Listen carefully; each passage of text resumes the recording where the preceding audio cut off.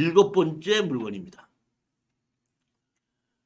통영시 욕지도에 전이 경매로 나왔는데 이 전이 468평인데 5,700만 원입니다.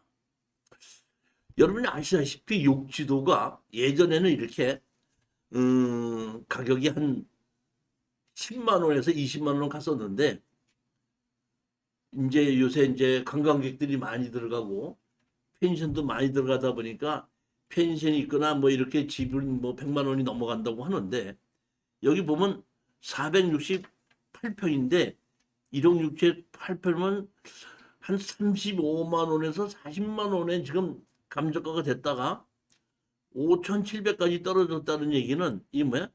15만 원까지 떨어졌다 이런 얘기거든요. 그러면 제가 여러분들에게 항상 얘기하지만은 하나님께서 나를 불쌍하게 여겨서 이렇게 좋은 물건이 떨어진 겁니까? 아니죠. 제가 판단해 보기에는 틀림없이 여기 담당자에다가 연락을 해서 농지증 해줄 거냐고 물어봤을 거예요. 그런데 지금 농지위원회에서 심사를 해서 30km 이외에 떨어졌을 때는 농지증은 거의 안 해주고 있죠. 보면. 그러니까 제가 보기에는 농지증밖에, 다시 말하면 여기 욕지도는 우리 육지하고 30km 이상 떨어졌죠. 그러니까 여기에 경매 물건 나온 거를 그대로 적용한다면은 욕지도 사람이 아니면 이건 낙찰을 못 받는 거예요. 그러면 만약에 30km 때문에 안 해준다고 하면은 입찰부증금 떼요, 안 떼요? 이렇게 생각하기 때문에 못 들어가는 겁니다. 자, 한번 보시겠습니다. 땅은 상당히 좋아요. 전으로 입장고 추승미라는 사람이 단독입니다. 이 땅이거든요. 여기 도로가 붙어 있죠.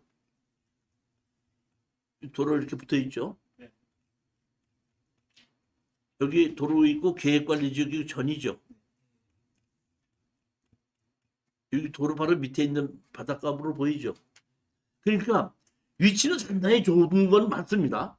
그런데 뭐가 문제야? 농지증이 문제죠. 자, 여기 보면 바다가 있고 여기 섬이다 보니까 이 섬 사람이 아니면 30km 이상 떨어졌으니까 농지를 안 해주죠.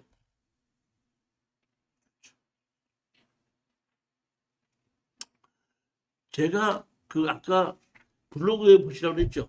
블로그. 네. 블로그를 보게끔 되면은 거기에 보면 제가 농지증에 관한 거 소송을 한 게 있죠. 근데 농지증에서 소송을 할 때 제일 먼저 그 블로그에서 한 게 뭐예요? 연기 신청. 매각기는 뭐야? 연기 신청을 했죠. 그러니까 우리가 지금 공투로 제주도에 농지를 낙찰을 받았죠. 근데 제주도 조례에 의해서 그 제주도에서 거주하지 않으면은 농지증은 안 해준다고 했죠. 그래서 우리가 입찰부증금 띄었어요? 안 띄었어요. 왜? 일단은 내가 소송을 할 테니까 뭐 매각 기일을 어떻게 한다? 연기 신청해달라고 어떻게 한다? 집어넣었죠. 그러다 보니까 매각 기일을 연기하지 않고 일단은 소송을 한 겁니다.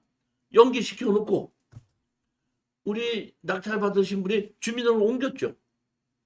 옮겨서 다 만들어 놓고 그 후에 농지증 신청했죠. 그러니까 농지증은 농지증 나왔죠. 소송을 취하시킨 겁니다. 불허가 난 게 아니에요. 무슨 얘기인지 지금 이해가 가십니까? 그러한 사례가 있는 거예요.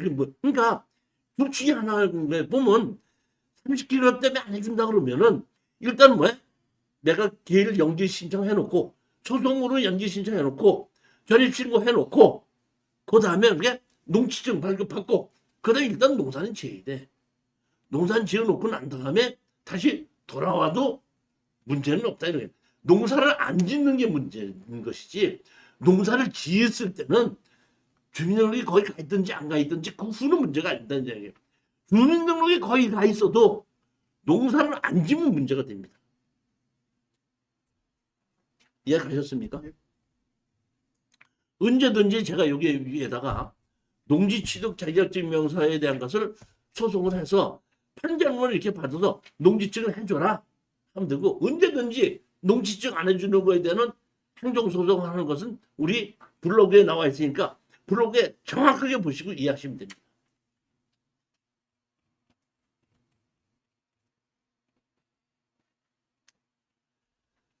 열 번째 물건을 보시겠습니다.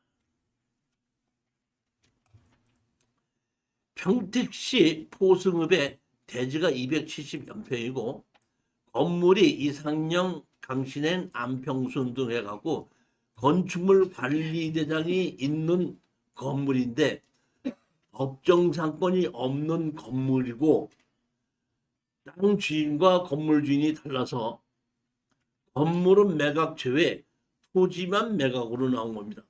저도 사실 이거를 조금 고민을 했어요. 이것이 보면은 감정가가 2억 600인데 1억 4천까지밖에 안 떨어졌으니까 이건 뭐야? 한 번 떨어진 거지 1차.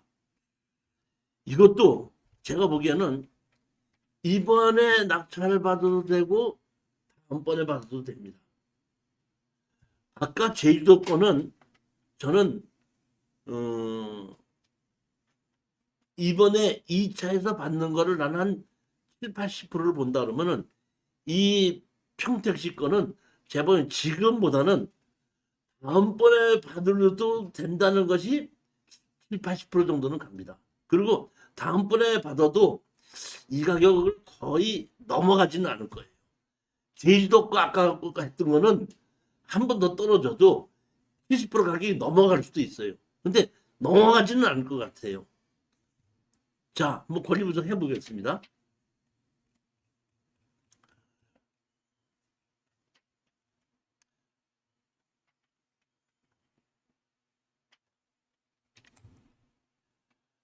두 개의 주택에 전입자가 있는 것으로 해갖고 전입자가 임미자라는 사람이 한 명이 있는 걸로 나오죠. 여기에.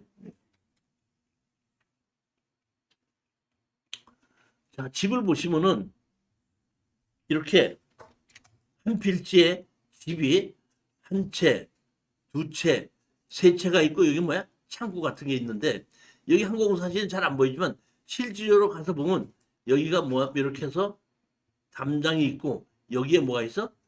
대문이 있는 겁니다. 그러니까 필지는 한 필지지만은 이 집과 이 집이 담장이 쳐서 분할이 되어 있다는 겁니다. 항공사진으로 보시게끔 되면 자 보시겠습니다. 이렇게 집인데 여기 뭐야? 여기 담장이 쳐져 있는 게 보이죠? 이렇게. 여기 대문이 있습니다. 여기. 여기 집이 한 채가 있고 여기 집이 한 채가 있고 여기에 다 쓰러져가는 창고가 하나 있는 건데 이 전체 필지가 경매로 나온 겁니다. 땅만 경매로 나온 겁니다. 자, 제가 이렇게 로드뷰를 봤는데 로드뷰를 보게끔 되면 맨 왼쪽에 담장에 있는 집이 하나가 있는 이 집이 나온 거고 그 다음에 이 집이 하나고 이 집이 하나고 그 다음에 여기 맨 끝에 있는 창고 같은 게 있다는 것이 있는데 이거는 건축물 과장이 없고 요것과 요것과 요것은 건축물 과장이 있습니다. 로드뷰 시버 그럼 여기 대문이 있죠. 여기 대문이 있죠. 그리고 여기 담장이 쳐져 있고 아까 두 개의 집에 임차인이 하나가 있다 그랬죠. 제가 보기에는 두 개의 집에 임차인이 하나가 있는 것이 아니라 두 개의 집이 같은 주인이 쓰고 있고 여기는 다른 사람이 살고 있는 게 아닌가 이렇게 싶은 거예요.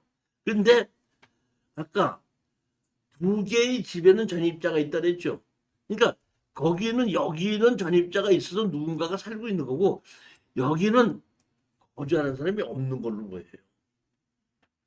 제가 판단하기에 그렇습니다.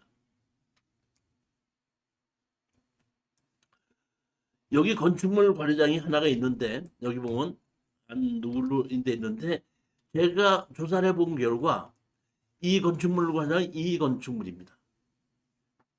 왜? 근데 제가 왜 다음에 이거를 한 번 더 떨어졌을 때 사도 되겠냐 싶은 것이 이 건물에 거주자가 없다는 겁니다.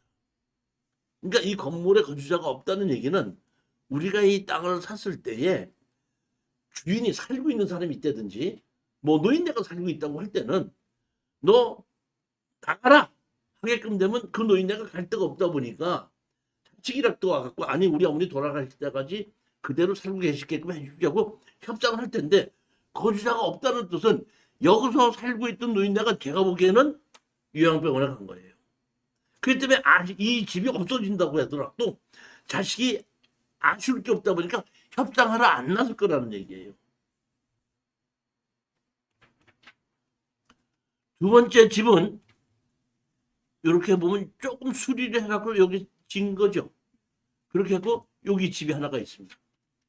제가 보면 요거는 좀 수리를 한 집 같고 이거는 옛날 집 같기도 한데 이거는 집이 좀 살기가 어렵지 않겠는가, 좀 옛날 집이 아닌가 그런 거 같아가지고 실질적으로 건축물 관리장은 이렇게 두 개가 있지만은 실질적으로 거주하는 사람은 여기에 있는 사람이 아닌가 그렇게 보는 겁니다.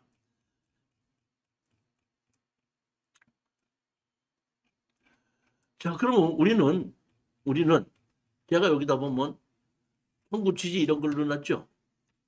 청구취지 보면 제가 아까 네이버 블로그에 우리가 땅만 사고 건물 매각 제외라고 소송한 거를 제가 집어넣었다고 그랬죠.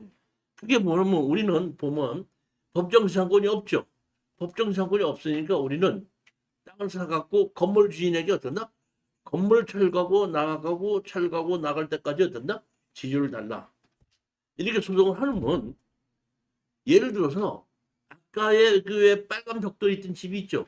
그 사람들은 주인 그 뭐 건물 주인이 아쉽지 않다 그러면 응대를 안 할 수도 있죠. 무변론 승 하면은 우리는 지조는 받는 거죠. 지조를 가지고 그 건물만 경매로 집어넣을 수가 있는 겁니다. 그 다음에 오른쪽에 두 개의 집이 있었죠. 그 두 개의 집이 있는데 거기 거주자가 있죠. 근데 우리는 땅을 낙찰받았지 건물을 낙찰받은 건 아니죠. 그러니까 그 거주자를 인도명령해서 내보내지 못합니다. 그러니까 우리는 건물을 어쩐다? 우리 걸로 만들어야 되다 보니까 건축물 관리장이 있는 걸 가지고 그대로 든다? 또 소송을 해서 판결문을 받는 거예요. 받는데 가장 문제가 어려운 게 뭐냐면 백제라가 문제거든요. 거기에 살고 있는 사람이 건물을 주인도 아니고 아무것도 아닌데 나는 그냥 그런다? 살고 있는데 난 아무것도 없어. 그러니까 가진 것도 없어. 이렇게 했을 때가 이제 문제가 되는데 그때 건물이 우리 거를 만들 수 없을 때는 내보내지도 못하고 내 건물도 아니니까 그 사람을 어떻게 보낼 수가 없습니다. 우리가 할 수 있는 건 건물을 철거는 할 수가 있어요.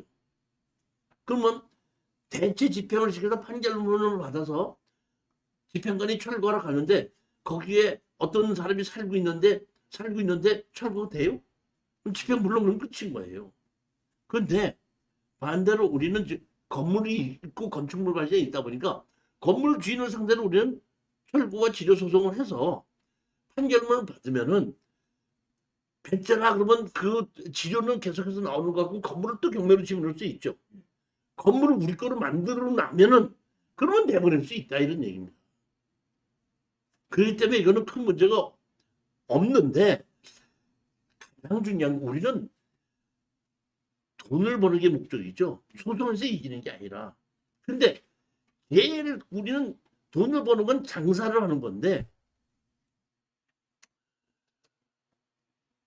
현재 거주하고 있는 사람이 아쉬워서 사버리면 제일 편하고 빨리 나오는데 다 내보내고 그거를 제3자한테 팔려고 할 때는 시간도 오래 걸릴 수 있고 집 상태가 좋지 않다고 했을 때는 수익이 그만큼 나지를 않을 수가 있기 때문에 협상의 여지가 거기 있는 현재 있는 거주하는 사람들과 협상이 안 될 수 있다는 걸 봤을 때는 한 번 더 떨어져야 되지 않느냐는 생각을 그래서 한다는 겁니다.